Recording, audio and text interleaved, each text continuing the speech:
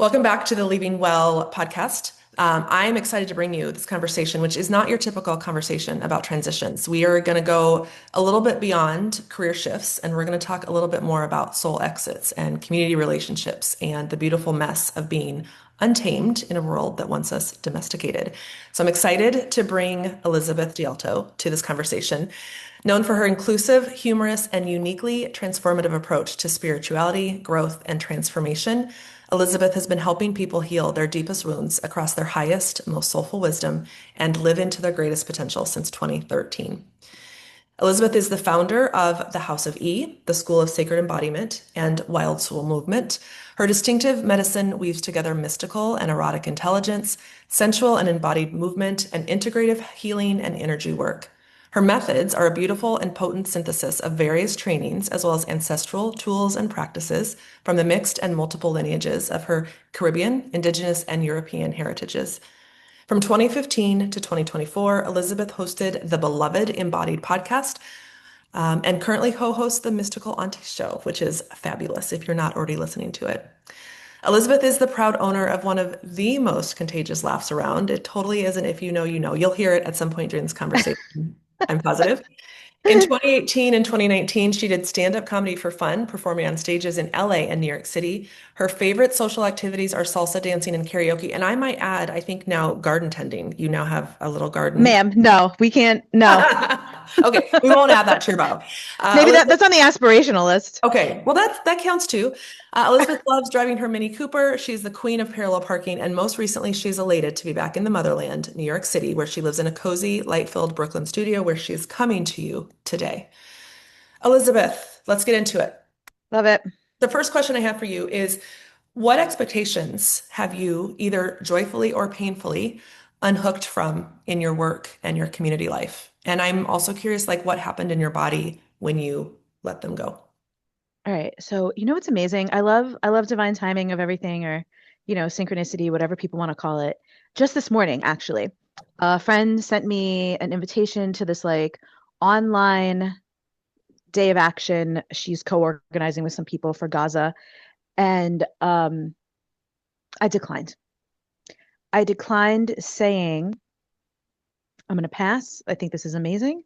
And I have learned from myself that in-person things, which being back in New York, there's so much access to so much more in-person stuff. That is just where I am much more effective. Yep. And it's just so much better for my life, my mental health, my nervous system. And also like unplugging from the need to let everyone on the internet know what I'm doing about everything all the time. And so that is just one example of this specific thing that I think is very unique in the times we're living in, that we kind of feel like, you know, how they've always, and you say like, well, if you didn't post it on Instagram, did it even happen? And so this is my number one answer. And I know this might not apply to everyone because not everyone has like a social media presence or a platform or whatever. But even that is part of it, right? Feeling like you have to.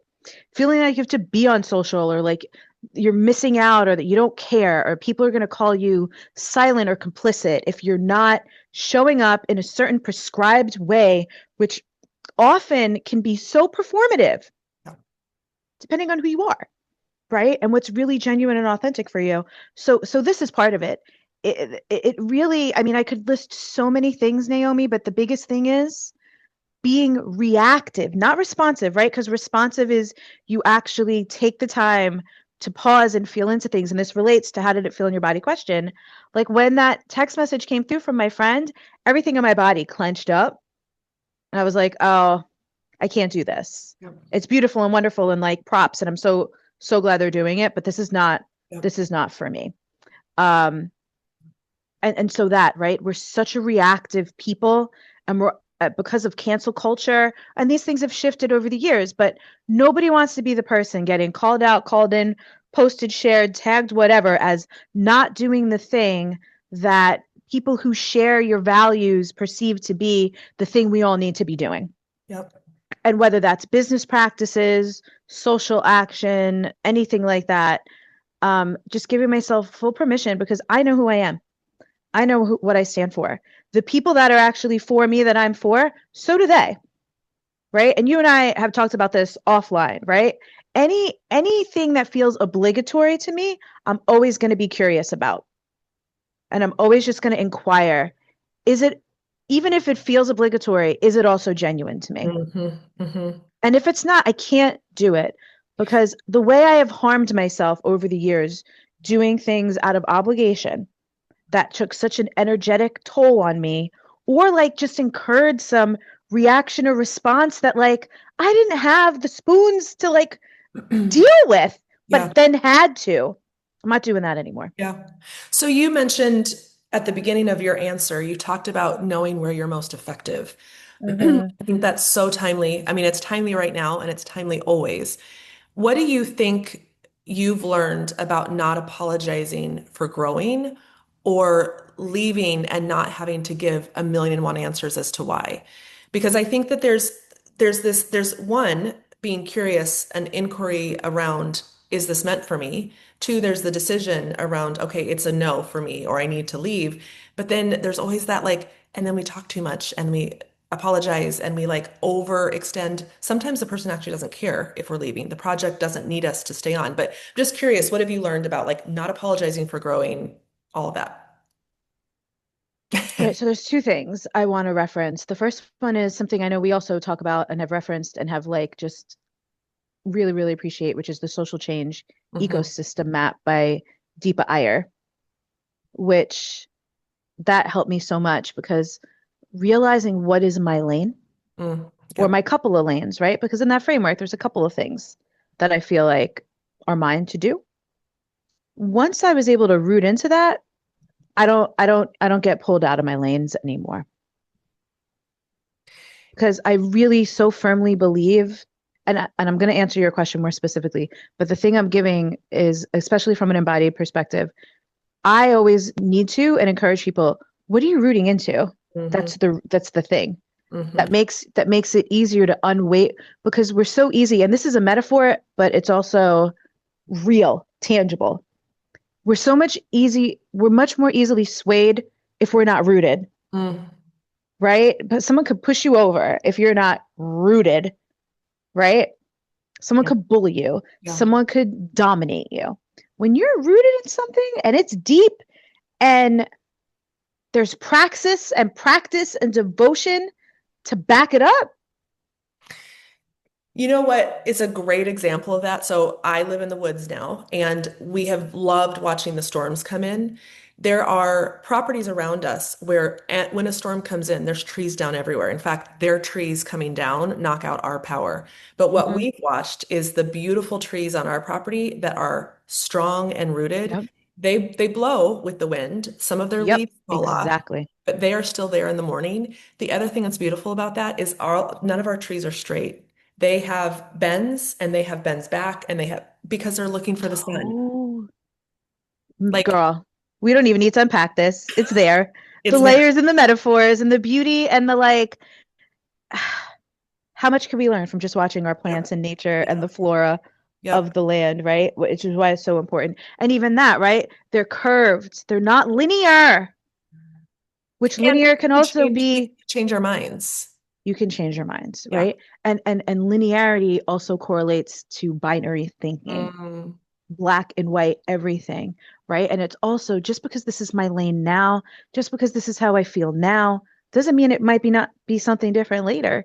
yeah. But and also for me over the years, like as we grow and change and evolve, we do. So it's like there have just been so many times that I have let, here's the other thing.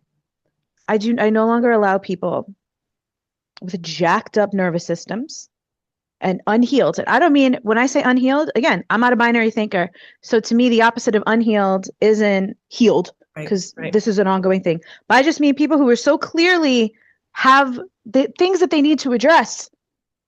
That's not who I'm taking my cues from, Yep. right? Yep. Because lots of times, and again, it doesn't mean don't listen to anything anyone has to say who's in a state like that. Doesn't mean there's no value, but not who I'm taking my cues Yeah. from. Yeah. So to answer the question, like I said several different things because for me it's like, what am I rooting into? Why do I feel fortified in not having to explain myself? Yeah. It's practice, Naomi, and praxis. I'm not a person out here who just knows the terms, Right. right? And I think we see a lot of this. That's also another thing. One of my favorite frameworks that I refer to ad nauseum, along with the social change ecosystem map, is Dr. Barbara J. Love's um, liberatory consciousness. Mhm. Love. That was Yeah. one of the very first things I learned back in like 2017 from Desiree Adaway in her Freedom School. And that thing has saved me so much because you could really see when you do have practice and not just awareness, but like analysis, integration, action. When you're like in the trenches with people, you can tell when other people are out here just Yeah. tossing out the language Yeah. and playing like the performative moral Olympics thing. Which then makes it easier, I think, for us when we're rooted and what you just talked about to then know if it's for us or not. That's right. And again, and none of this is about judging anybody. It's just how are we discerning? Yeah. What are our points for discernment? Yeah. How are we deciding? And Yeah. so having these like anchor things to be like, this is how I discern, this is how I decide, that's my answer. Yeah. You talked at the beginning about performance and being performative. So I would love to talk about like performative loyalty, um, Mm, that feeling of being trapped by past versions of who we are or who our clients or followers think we are, who are communicating yeah. with me, who they expect. I'm curious if you could talk a little bit about that. One of the things that prompted this conversation between us was you're shifting what you're offering to your community. It's not a drastic pivot, but you're letting something go that you've served and provided in the past, and you have something new that you're launching.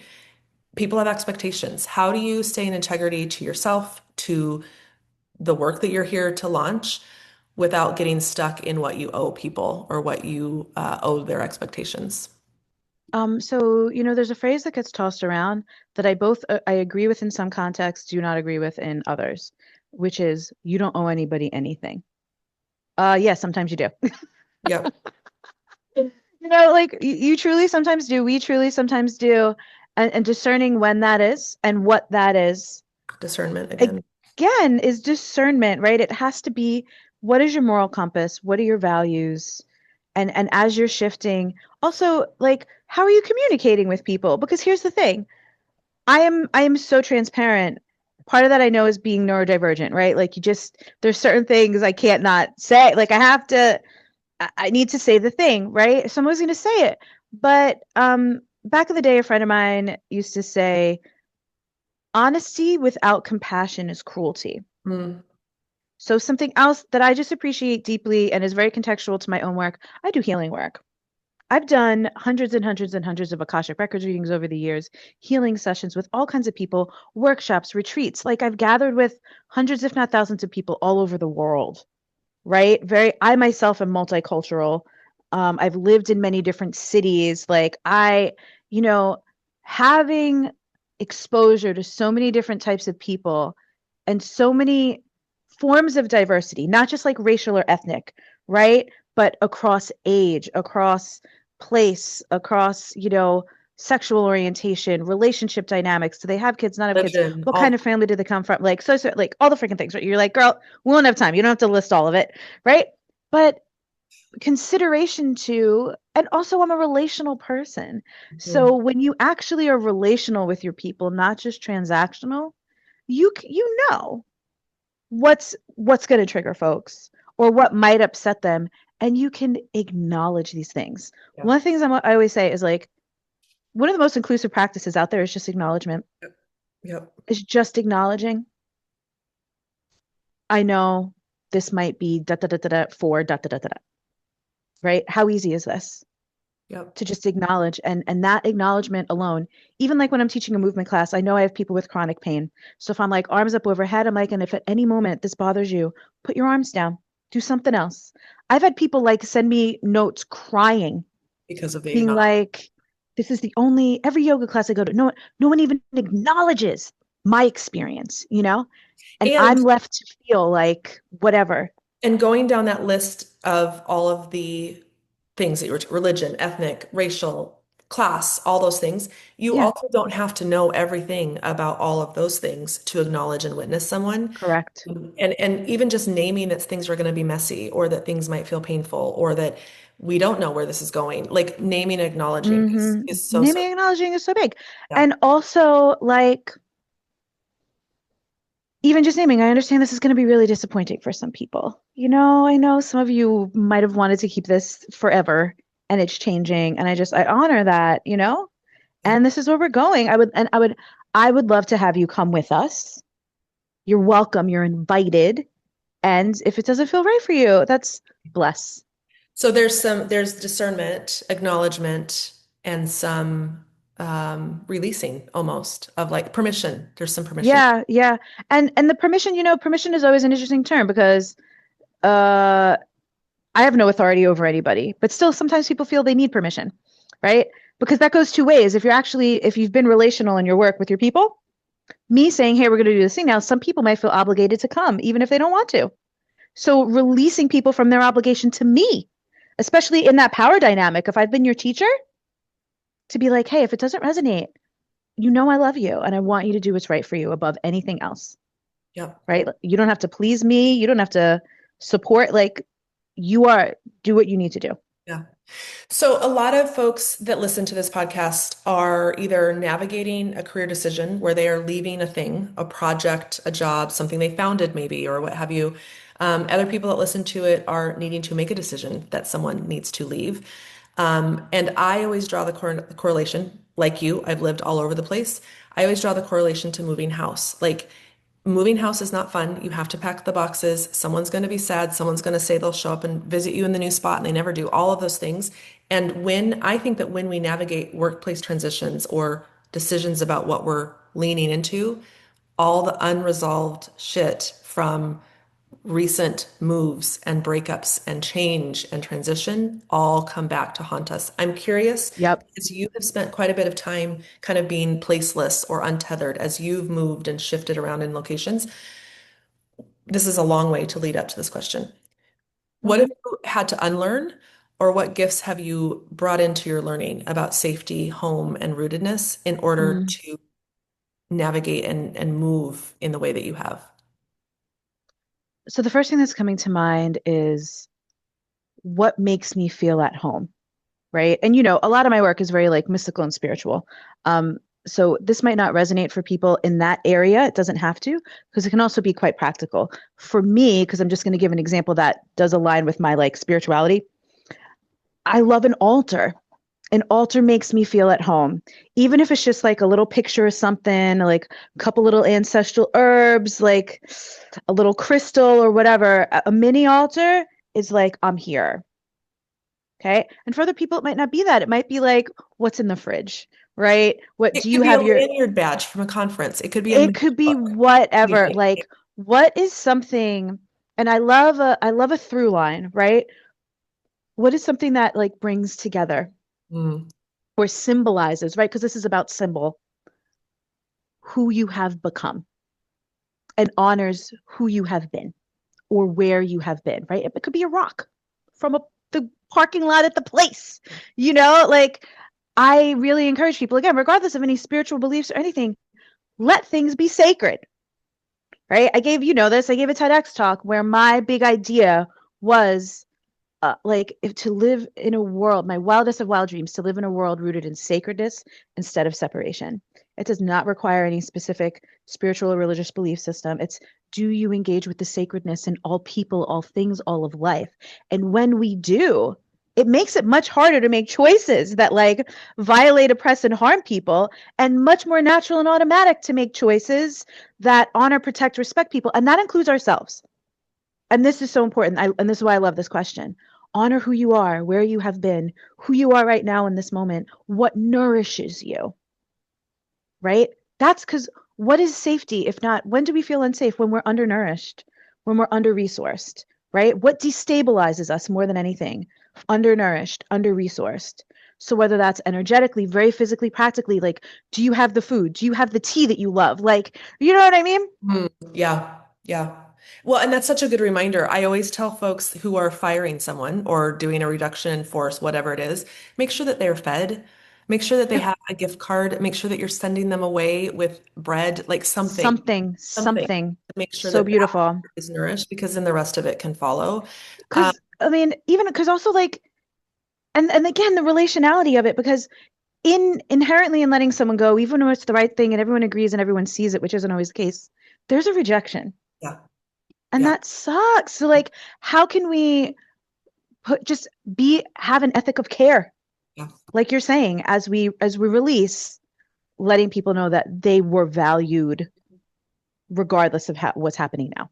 hmm Well, and it goes back to when we let, I was laughing earlier because you were talking about when we stay connected to our morals and values. And I was laughing because I think that's the biggest thing I see is that people aren't connected to their morals and values. They're not operationalizing them in their day-to-day decisions. Mm-mm, no. Um, I lost my train of thought of where I was going to go with that. But I'm curious, and this is a very specific question for you, partially because I know you.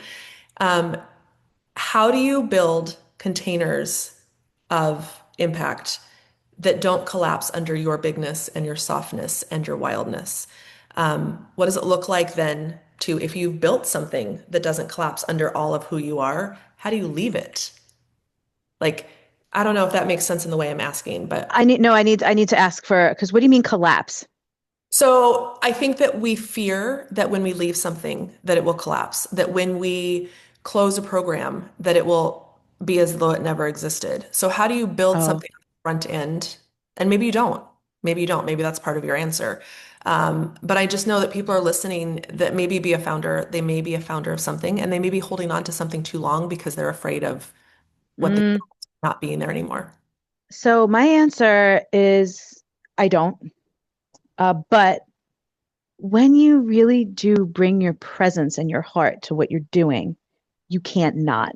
So I Mm, don't do it intentionally, but it's baked in, yeah. right? Because also, and again, the nature of what I do, it's healing work. It's indelibly imprinted in people. You can't not the legacy is there. That's not why I do anything. But even when I do feedback surveys and stuff, which I just did as we were doing this recent transition, and the way some people like even one of the questions I asked is like, how are you different? Like what's different in your life? How do you Mm, respond differently to whatever? And one woman, who's been with me for a decade, by the way, who signs up for everything I do, was like, this I don't really know that I'm different, but like this is just my thing. This is what keeps me on the rails. mm, So for some people it's like I don't even know who I would be yeah. without this, right? So the nature of my work is so personal that I don't know that I'm the best person to answer that question for people who do many different types of work. Yeah. But the overarching answer that I think can apply to anyone in any context is your presence. Yep. And again, your heart, your ethic of care. Yeah, that's it. Yeah. Yeah. Well, and going back to if we're talking about discernment, acknowledgement, permission, even though there's that term is loaded, there's also the asking of someone to feedback, and it's both reflection for them and for you. Can we talk a little bit about grief? Yes, please. I'm grief. I mean, we all have a relationship with grief. A lot of us don't have healthy relationships with grief. Maybe there isn't even any such thing as healthy relationships with grief. But what role does grief play in your healing work and in what you bring to untaming? Um, there's depending on how you grew up and your family system and what was modeled for you in terms of dealing with feelings and emotions. Grief may be an acceptable emotion, it may not be. But what is often the case for people is grief is an emotion that gets masked by other things, by more socially acceptable things. Anger is often such a great mask for grief because anger is also like hot and fiery and feels powerful. For a lot of people, the reason why they don't allow themselves to grieve or feel grief or acknowledge or whatever, or certainly grieve with and among and around in front of other people, is it feels weak. A lot of people associate like grief or sadness or depression with weakness. It is not. It is so human. It's like the most human thing. One of my favorite passages in the book, The Prophet by Khalil Gibran, talks about how your sorrow and your joy sit next to each other. Sorrow being truly another term for grief, right? So I, that changed my life many years ago when I read it because it's like, oh, everyone wants to have more joy, right? But if you can understand that your capacity for joy is in direct response, like exists on a spectrum of your capacity for grief. There's the incentive you need, Yep. right? You're capping, if you don't allow yourself to grieve, you're putting a cap on how much joy is going to be possible in your life or in whatever experience you're creating. And I'm just so big in a world that is so inhumane and so dehumanizing. Part of like that TEDx, the sacredness is just how do we be human together? How do we honor the humanity? How do we rehumanize? If we're constantly being dehumanized, how do we rehumanize? Grief is one of the ways. And I wrote a Substack recently where I said this. I'm like, grief is the great tenderizer. It softens us in the places where we're hard or rigid or whatever. Like when you let yourself grieve, it's connective tissue to Yeah. your own self, your own soul, your own ethics, morals, values, whatever. And then among people, Yeah. it's so, and to invite people to grieve. But more than anything, in my work, it makes sense. But I can see this can be possible anywhere. I just model it. Yeah. I cry with my people. I'll be on calls. I'll be like, y'all, I can't. Give me a second. Like, I need to cry. I've cried on my own podcast. Like, I can't. I allow myself. I had an ex who was like, "You're like a bait. You're like an infant. Like 1 second you're like laughing or whatever. The next second But you're that's the crying." point. But this is the point. Yeah. I don't deny myself a single emotion. And it's not like emotional instability or whatever. It's like, oh my God, this is the most beautiful thing I've ever seen. I'm crying. Oh my God, this is the most hilarious thing I've ever seen. I'm also crying, but the tears are different. Like this is being alive. And again, in a world that is really trying to kill us Yeah. in so It's many ways, kill our spirits, kill our bodies, whatever. How do you live? Oh, I can curse. You told me. yes, you You can curse. fucking feel. Yeah. I also love, I've never witnessed you hold back a curse word. And that was wild to me. I was like, wait, you're not, you're holding yourself back. Good work. What's But I know you have people in like different like professional type of well, if you're listening on the podcast, Elizabeth just air quoted I did professional, air and quotes for that's something professional. that we need to probably do away with because let's be real, like we all curse. Exactly. Listen, whatever. Yeah, it was fun. What's interesting about what you just said, so you're talking about tenderizing, and the best of us comes from when we allow ourselves to really be seeped in with our emotions. I Hmm. I made something the other day. I was cooking for the family, and I used a new salt on the meat that I was cooking. The way it opened up that meat just by putting the salt on it, and I was like, oh my God, this is like we call it salt on a wound because of how Yes. it stings, but it opens us up. And I was like, oh my God, this is amazing. Like more salt, please. The other thing that's interesting about when you talked about Khalil Gibran's like the sorrow and joy, I Hmm. just read in the Daily Stoic, my reading for today was actually talking about we assume that joy means cheerfulness or chipperness. It does not. So why do we hold, especially I women, love that. to this thing that we're supposed to be cheerful? Joy can be stoic and joy can be sad and joy, all the things. So I think that's so beautiful that Well, we, I love, and there's a reason, right? It's like the joy of dot dot dot. You could say the joy of grieving. yep, absolutely. And grieving comes into play. I talk about this all the time with my clients. Succession planning, I mean, this makes, quote unquote, professional, boring talk, but succession planning is the act of planning ahead for something that you know you're going to grieve. Hmm. It's Hmm. like estate planning for your body when it dies. You're planning ahead Yes. for what you know Yes. will be grief, and we don't know how to do that. And so no one wants to do succession planning. No one wants to plan for their funeral because it means people will be sorrowful. And what if we had the joy of grieving? Oh my gosh, I love it. And then what it creates, because I remember friends of mine were talking about this. They recently did estate planning and they're young. Like they're both, one of them is 41, the other is 31. They're a couple. And they were just going through all that and they were like, we were crying. We were like, oh, we have to answer all these questions. It's brutal to think about, but now you're prepared. And that preparation is one of the most loving things you could do for the people that are gonna be there when you're gone. 100%. Like that is such an offering of, And, again, we said ethic of care. yep. And it's an What more offering. caring thing can you Yeah. do than set people up, you Yep. know? People always assume too with estate planning that it needs to be only if you have children, only if you own a home, only if you have quote unquote wealth, bank accounts. And it is not true. And it's the same with organizations that you founded or nonprofits that you lead or businesses that you run. It doesn't matter what your annual budget is or how many staff members you No, have. no. The ethics of care come into play. Yeah. Because again, too, like, and in some of these things, like very realistically, and I'm sure that you have people listening to this that we probably share some values and like even like political beliefs or leanings, and like anything I could do to make sure the government isn't getting more money out of me, I'm gonna do it. Yeah. Well, and that goes back to morals and values. What matters to you? And then do it from that lens. It can be the same subject, the same topic. We can talk about grieving, and if you come at it from what your morals and values and your true north, Hmm. it's going to look Hmm. different. I think that's the other thing. Grieving, joy, sorrow, all the things look different, and we don't know how to hold that for each other because where we're coming from, our perspective and our lens is always different. Cultural upbringing, A ethnic thousand makeup, percent. how we were fed when we were kids, like all of those things impact all of the rest of it. And I don't think we honor that enough. Yeah, no, and I mean, I know we're coming up on the time, but and this goes back to my point about sacredness. Some of the most beautiful things I've learned about grieving come from rituals from cultures that I am not from. There's a beautiful book. Have you ever read Francis Weller, The Wild Edge of Sorrow? No. Highly recommend that for everyone around grieving. Ritualizing grief, grieving together, so potent, so powerful, so beautiful. My last question for you, and I laugh a little bit as I say this.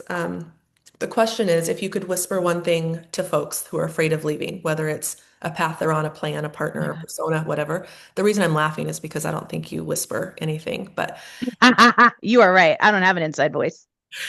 what would you tell someone? Oh my God.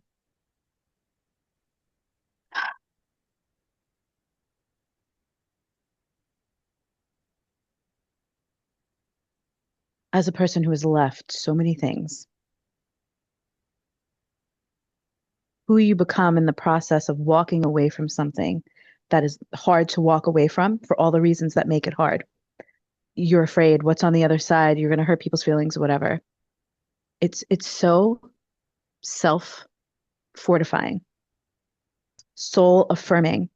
And more often than not, when you are afraid to leave, you're afraid because you're afraid of disappointing or letting down other people. But you're a people, Mhm. and staying means disappointing and letting yourself down. Yeah. We literally, I mean, we do talk a lot and it Hmm. goes on and on. And so that could happen with this conversation too. But I love Please. we'll maybe have to have you on again to talk more about this. Great. Uh, Love it. yeah, thank you so much, Elizabeth. I think I'm hoping that as you listen to this, that you bookmark it and listen again because each one of the little topics that we talked about is so rich and can be so deep. I really encourage you as you're listening also to let it be a mirror to things that you might not have thought was something that you needed to navigate and address, and share it with someone maybe who you've been Mm. having these kind of peripheral conversations with, and have it be an opportunity to go deeper with your conversations and your relationships. Elizabeth, thank you. I appreciate you and I love you. Thank you. Love you. Bye. Okay, bye.